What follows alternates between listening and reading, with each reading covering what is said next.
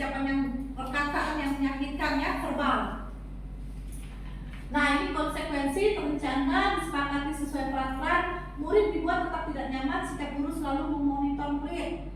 Itu konsekuensi. Kalau restitusi, proses menciptakan kondisi bagi murid untuk memperbaiki kesalahan, proses kolaboratif yang mengajarkan murid untuk mencari solusi. Lalu ini adalah perbedaan, ya, seperti yang tadi sama ya ibu. Nah, lalu ini 5 posisi kontrol restitusi, ya. Jadi ada 5 posisi kontrolnya, yaitu menjadi penghukum, pembuat merasa bersalah, menjadi teman, menjadi pemantau, dan menjadi manajer. Jadi kita ini mengontrol anak-anak dengan 5 posisi ini. Apakah kita menjadi penghukum? Yang jelas identitas gagal ya ibu. Pembuat merasa bersalah, gagal atau sukses? Nah, menjadi teman? Sukses ya IBK ya. Nah, pemantau? Lalu manajer. Nah, ini salah satu contoh penerapan 5 posisi kontrol itu ibu-ibu. Kasusnya misalnya siswa yang datang terlambat. Jadi kalau kita menjadi penghukum itu, kita langsung, kamu selalu saja terlambat ya, selalu ya, pasti selalu berakhir. Nah, itu kan anak jadi termasuk hukuman verbal, menyakitkan hati anak dan anak merasa tidak nyaman. Lalu kalau menghukum, kamu selalu saja terlambat ya, selalu, pasti selalu terakhir. Jadi sama ya. Lalu kalau kita menjadi posisi teman, ya teman bagaimana? Kita selalu memaklumi kalau teman kan, ya sudahlah kali ini saja, tidak apa-apa, sana duduk. Nah, jadi apa namanya tuh, tidak menyakitinya kan. Lalu pemantau itu ya, misalnya kita peraturan apa yang telah kamu lakukan, peraturan apa yang telah kamu langgar misalnya, dan kita memberikan sanksi atau konsekuensinya apa. Misalnya kamu ini datang terlambat ya, sudah, kalau begitu sanksinya atau konsekuensinya kamu harus misalnya membersihkan kamar mandi, misalnya WC, toilet, seperti itu ya. Kalau misalnya anak-anak TK kan tidak pernah kan kita melakukannya kan. Lalu kalau sebagai manajer ini termasuk identitas sukses ya, kita ajak ngomong anak-anak itu, misalnya yang berbuat salah itu, kamu tahu tidak, kamu tadi mengetahui kamu tuh sudah melakukan kesalahan misalnya. Nah, kita tanya apa kesalahan yang telah kamu langgar. Pasti dia itu tahu kan kesalahan yang telah kita langgar itu apa. Dan kita ajak ngomong bagaimana kamu akan memperbaiki kesalahan ini.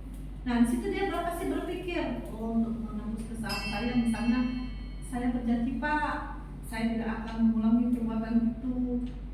Nah, itu bisa jadi motivasi intrinsik di kemudian hari dia merasa dirinya bahwa oh ya, saya sudah janji dengan bapak itu, dengan ibu itu, bahwa saya tidak akan terlambat lagi, seperti itu ya. Nah, di pembelajaran budaya positif ini saya juga mempelajari tentang keyakinan kelas ibu-ibu. Jadi keyakinan kelas ini bukan hanya untuk CGP, tetapi untuk seluruhnya, untuk teman-teman sekalian, ibu-ibu. Nah, membuat keyakinan kelas. Mengapa keyakinan kelas bukan peraturan kelas? Ya, ibu, Anda bisa jawab mengapa keyakinan kelas bukan peraturan kelas? Mungkin karena kalau peraturan terlalu mengikat ya ibu, kesannya terlalu kayak mana ya? Ya. Nah, kalau keyakinan kan ibaratnya itu sudah dari siswa masing-masing, memang dari diri mereka, tidak kita yang mengatur, mereka yang membuat kesepakatan. Ya, seperti diibaratkan helm ya ibu. Nah, kalau peraturan kan kita wajib menggunakan helm, peraturan. Tapi sering juga kita lihat penampakan orang-orang tidak menggunakan helm. Tapi kalau kita yakin menggunakan helm itu adalah untuk keamanan, keselamatan, pasti kita pakai helm. Nah, begitu juga dengan keyakinan kelas. Seperti kita kemarin pandemi kan menggunakan masker dan mencuci tangan setiap saat. kita ada CCTV misalnya, pasti kita melakukannya terus. Tapi kalau kita yakin menggunakan masker itu dan mencuci tangan setiap saat itu adalah demi kesehatan dan kebaikan diri kita sendiri, pasti kita tetap melakukannya. Nah, ini ibu-ibu seperti yang kemarin sudah saya melakukan kegiatan keyakinan kelas di kelas saya bersama anak-anak. Saya melibatkan anak-anak di kelas saya. Jadi anak-anak itu misalnya saya kasih contoh perbuatan mana yang baik, perbuatan mana yang buruk. Lalu saya tanya, coba kalau ini contohnya apa misalnya. Anak-anak antusias ibu, ya. Lalu adalah terbuat keyakinan kelas saya, yaitu membawa bekal. Jadi ini bukan saya yang mempunyai ibu, tetapi bersama anak-anak menjaga kebersihan kelas, sabar menunggu giliran. Ya ibu, aku anak mandiri, membereskan mainan, penyayang kawan dan sopan santun. Ini yang sering terjadi atau yang memang sudah menjadi kebiasaan yang harus diyakini oleh anak-anak kita sebagai peserta didik kita dan kita sebagai pendidik anak TK.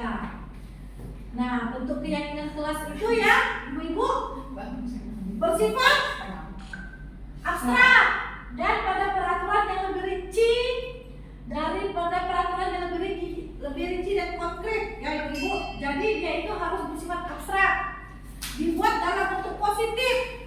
Jangan misalnya dilarang mengganggu kawan. Mengganggu itu kan negatif ya ibu. Berarti kita harus menggunakan kalimat yang positif. Dan keyakinan hendaknya jangan terlalu banyak. Kalau terlalu banyak itu pusing orang membacanya ya. Pastikan orang yang berkunjung ke sekolah kita pasti melihat keyakinan kelas kita. Dan mudah dimengerti oleh warga sekolah. Ya. Oleh semua warga sekolah itu, warga sekolah itu siapa ibu? Murid, pendidik, guru, kepala sekolah, administrasi, wali murid, orang tua murid termasuk warga sekolah, dan office boy itu semuanya ya penjaga sekolah termasuk warga sekolah. Lalu keyakinan kelas itu yang dapat diterapkan di lingkungan ya, jangan seperti muluk-muluk, tetapi yang dapat kita terapkan di lingkungan kita. Lalu semua warga kelas hendaknya berkontribusi dalam membuat keyakinan kelas. Kegiatan curang pendapat. Jadi anak-anak itu diminta pendapatnya apa yang sebaiknya kita lakukan di kelas, di lingkungan sekolah. Jangan hanya dari kita sebagai pendidik. Lalu bersedia meninjau kembali keyakinan tersebut dari waktu ke waktu. Jadi tidak mampu ibu keyakinan kelas itu.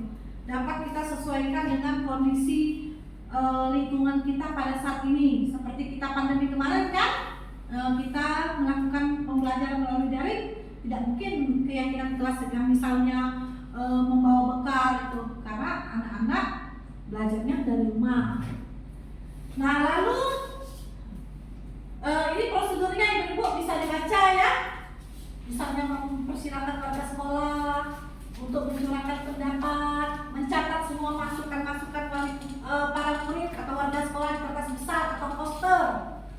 Lalu menyusun keyakinan sekolah sesuai dengan prosedur pembentukan keyakinan kelas. Ganti dengan yang positif, tinjau lagi daftar surat pendapat, tinjau ulang keyakinan kelas atau sekolah secara bersama-sama, dan dibuat semua warga sekolah meninjau ulang serta menyetujuinya. Lalu kalau sudah jadi keyakinan kelas itu diletakkan di dinding kelas atau di tempat yang mudah dilihat semua warga sekolah.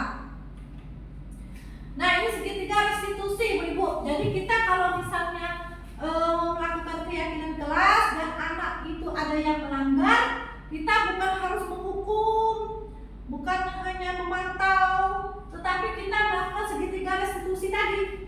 Yang misalnya kita menanyakan alasannya, menanyakan apa sebabnya dia terlambat, itu adalah menstabilkan identitas ya, untuk melakukan hal yang terbaik yang bisa kita lakukan. Jadi kita bukan hanya bisa menjudge anak itu, dia melakukan perbuatan itu pasti ada alasannya. Dan validasi tindakannya salah, semua perilaku memiliki alasan. Nah ini kan pasti dia melakukan validasi tindakannya. Lalu menanyakan keyakinan kita semua memiliki motivasi internal. Jadi ibu-ibu, kita pasti menanyakan kepada anak keyakinan kelas mana yang sudah kamu langgar dan apa motivasinya untuk melakukan pelanggaran itu, dan nanti bagaimana kita menanyakan bagaimana untuk tindakan ke depannya, apa yang harus dia lakukan, misalnya tidak melakukannya lagi ya. Pasti itu ada secara spontan anak itu pasti kan melakukannya kan, memberikan alasannya. Nah anak-anak, maaf ya ibu biasa menyebut anak-anak ibu. Demikianlah pembelajaran penerapan budaya positif dari saya. Semoga bapak dan ibu-ibu dapat menerapkannya di lingkungan sekolah ini. Bagi guru-guru supaya sama seperti saya, supaya dapat menerapkannya di lingkungan di kelas, misalnya seperti keyakinan kelas tadi ya Ibu Eka, untuk bisa diterapkan Ibu Tri. Lalu semoga kita sebagai pendidik di TK Heritage ini dapat mengimplementasikan budaya positif di lingkungan sekolah kita. Itu yang pasti diharapkan dari kegiatan ini ya Ibu Rafika. Iya Bu. Ya. Nah untuk itu saya ucapkan banyak terima kasih kepada ibu-ibu sekalian yang sudah berkenan hadir pada hari ini. Semoga apa yang telah Ibu berikan untuk kegiatan hari ini mendapat imbalan pahala dari Allah Subhanahu wa Ta'ala. Untuk itu apabila ada tutur kata saya yang menyakitkan hati, menyinggung perasaan, yang salah bagi ibu-ibu, saya mohon maaf, dan kepada Allah Subhanahu wa Ta'ala saya mohon ampun. Dan saya akhiri kegiatan pada hari ini. Wabillahi taufiq wal hidayah. Wassalamualaikum warahmatullahi wabarakatuh. Waalaikumsalam.